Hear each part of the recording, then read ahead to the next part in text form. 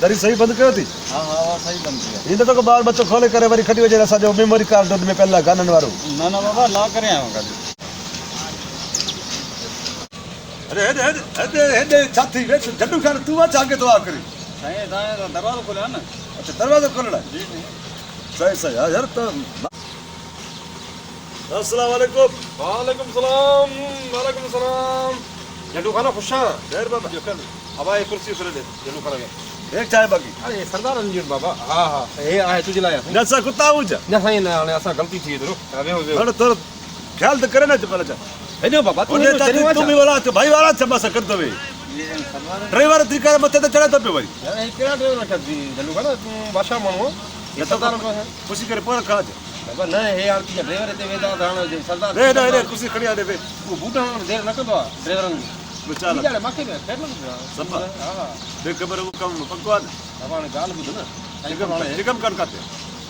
साईं पक्के में शुरू करे तो भाई खणी चिकम खान भाई जो को सौंदर पंजे में ताक में तो घुरायूं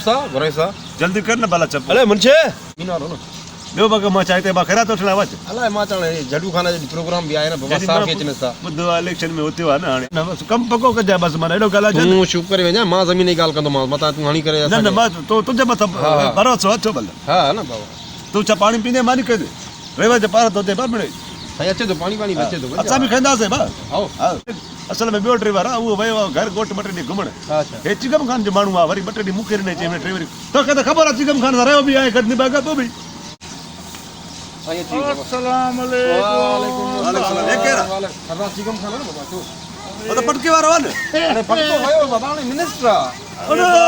मिनिस्ट्री वाला कम शुरू दिया थी तू आए काते झंडू ओरे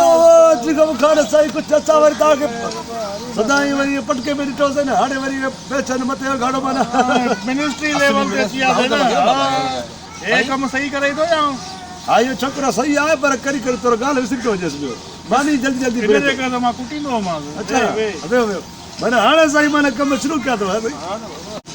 तू जजा कर मुझे गोट जा वोट भी तुझा भर वाला जके पासे पासे वाला सब तुझा तू जजा कर बच्चो बाबा होने दे के तुझे राजा खान वाले गोठे तुझा बट रही है माइट्रा नेंडर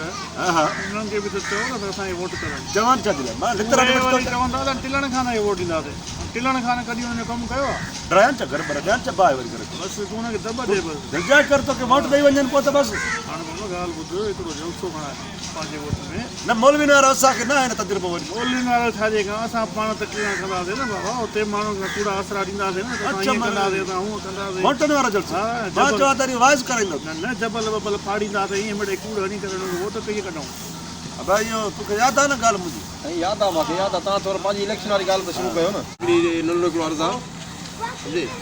ता मुजी गाल अगली मनी तो सही ना आ छोने मनी दा बाबा इलेक्शन जो ते असल में छाए जो ता बड़े रे बका मोंद लिया हो ना हां हां उन माके की में नंडी की गाल आई वो इलेक्शन में उनके कैसा खपदा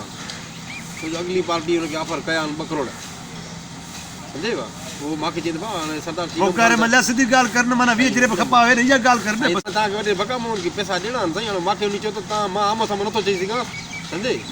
पहले कर माने के जमीन आसलो नु तो मा गाल सीधी सही आने हां बाबा ढल जाएगा यदि पैसा खुटा तो खेली दूं गाल बुध